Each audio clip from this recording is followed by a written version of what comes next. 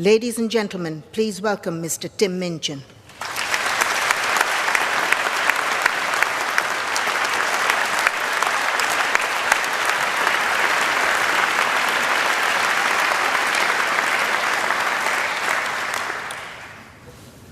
In darker days, I did a corporate gig at a conference for this big company who made and sold accounting software.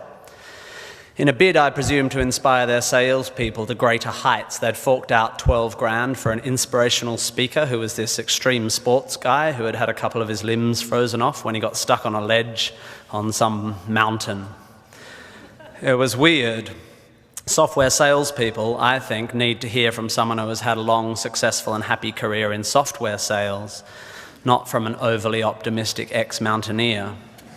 Some poor guy who had arrived in the morning hoping to learn more about sales techniques ended up going home worried about the blood flow to his extremities. It's not inspirational, it's confusing.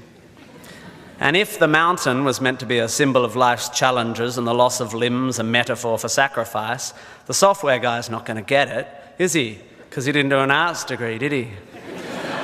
He should have. Arts degrees are awesome and they help you find meaning where there is none. And let me assure you, there is none. Don't go looking for it. Searching for meaning is like searching for a rhyme scheme in a cookbook. You won't find it and it'll bugger up your souffle. If you didn't like that metaphor, you won't like the rest of it. Point being, I'm not an inspirational speaker. I've never lost a limb on a mountainside, metaphorically or otherwise, and I'm certainly not here to give career advice because, well, I've never really had what most would consider a job. However, I have had large groups of people listening to what I say for quite a few years now, and it's given me an inflated sense of self-importance. So I will now, at the ripe old age of 37.9, bestow upon you 9 life lessons. To echo, of course, the 9 lessons of carols of the traditional Christmas service, which is also pretty obscure. You might find some of this stuff inspiring, you'll definitely find some of it boring, and you'll definitely forget all of it within a week. And be warned, there will be lots of hokey similes and obscure aphorisms which start well but end up making no sense. So listen up or you'll get lost, like a blind man clapping in a pharmacy trying to echolocate the contact lens fluid.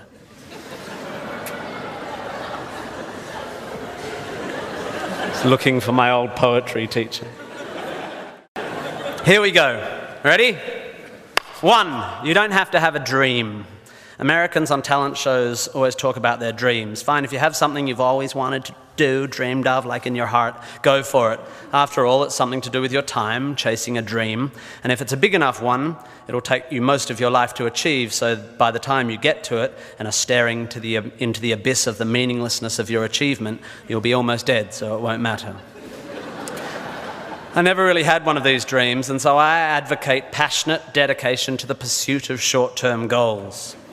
Be micro-ambitious. Put your head down and work with pride on whatever is in front of you. You never know where you might end up. Just be aware the next worthy pursuit will probably appear in your periphery, which is why you should be careful of long-term dreams. If you focus too far in front of you, you won't see the shiny thing out the corner of your eye.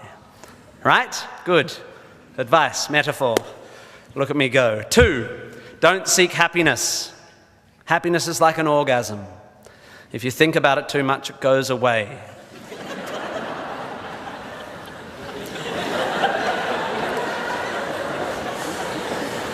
Keep busy and aim to make someone else happy, and you might find you get some as a side effect. We didn't evolve to be constantly content. Contented Homo erectus got eaten before passing on their genes.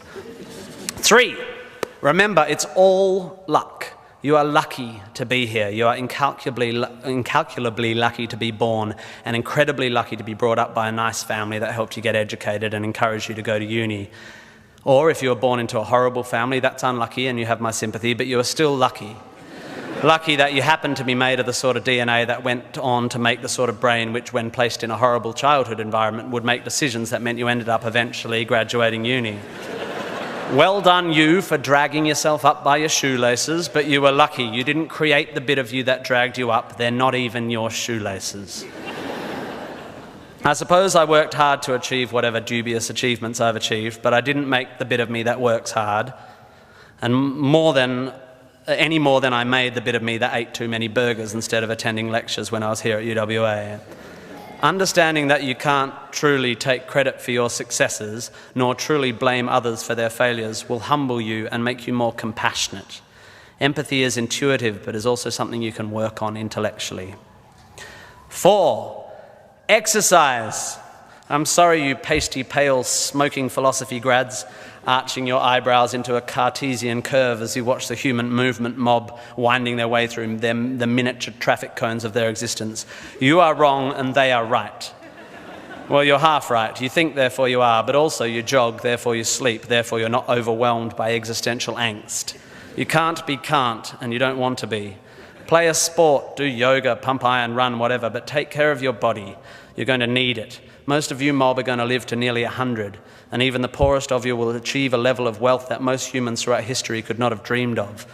And this long, luxurious life ahead of you is going to make you depressed. But don't despair. There is an inverse correlation between depression and exercise. Do it. Run, my beautiful intellectuals, run. 5, be hard on your opinions. A famous bon mot asserts that opinions are like arseholes, in that everyone has one. There is great wisdom in this, but I would add that opinions differ significantly from arseholes and that yours should be constantly and thoroughly examined.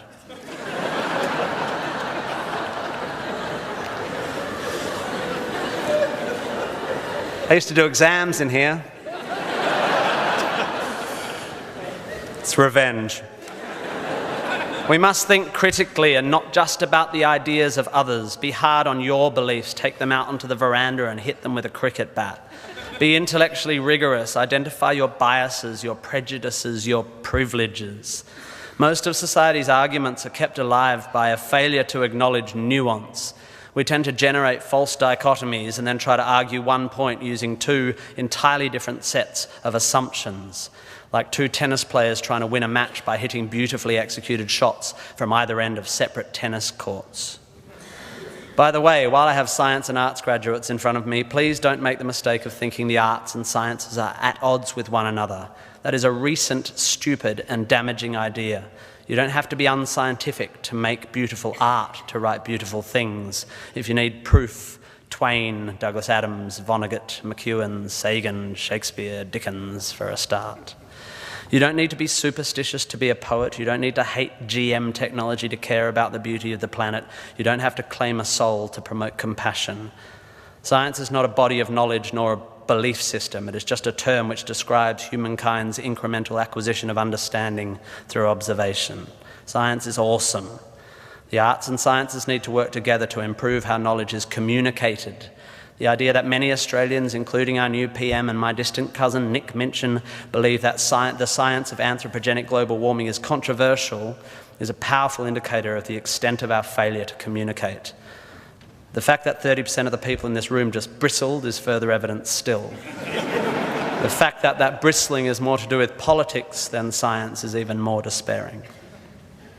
6, be a teacher. Please, please, please be a teacher. Teachers are the most admirable and important people in the world. You don't have to do it forever, but if you're in doubt about what to do, be an amazing teacher. Just for your 20s, be a teacher. Be a primary school teacher, especially if you're a bloke. We need male primary school teachers. Even if you're not a teacher, be a teacher. Share your ideas. Don't take for granted your education. Rejoice in what you learn and spray it. 7, define yourself by what you love.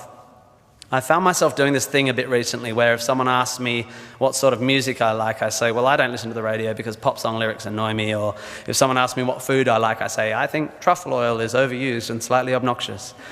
And I see it all the time online, people whose idea of being part of a subculture is to hate Coldplay or football or feminists or the Liberal Party.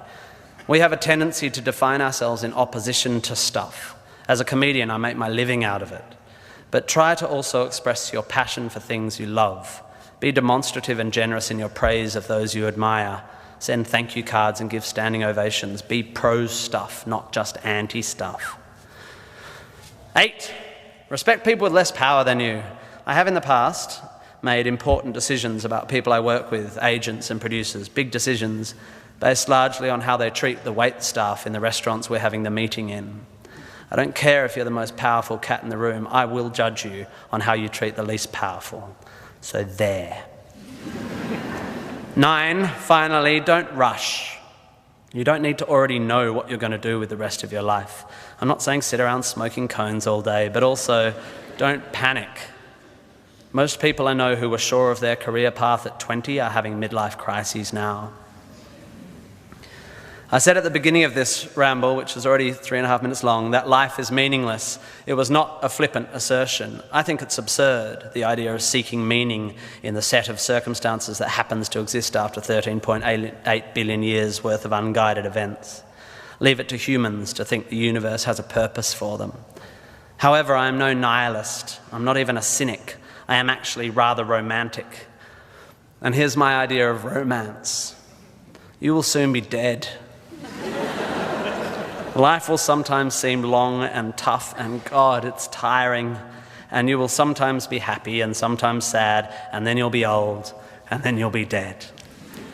There is only one sensible thing to do with this empty existence, and that is fill it. Not fill it, fill it. And in my opinion, until I change it, life is best filled by learning as much as you can about as much as you can, taking pride in whatever you're doing, having compassion, sharing ideas, running, being enthusiastic. And then there's love and travel and wine and sex and art and kids and giving and mountain climbing, but you know all that stuff already.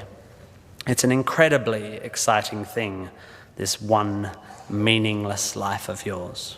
Good luck, and thank you for indulging me.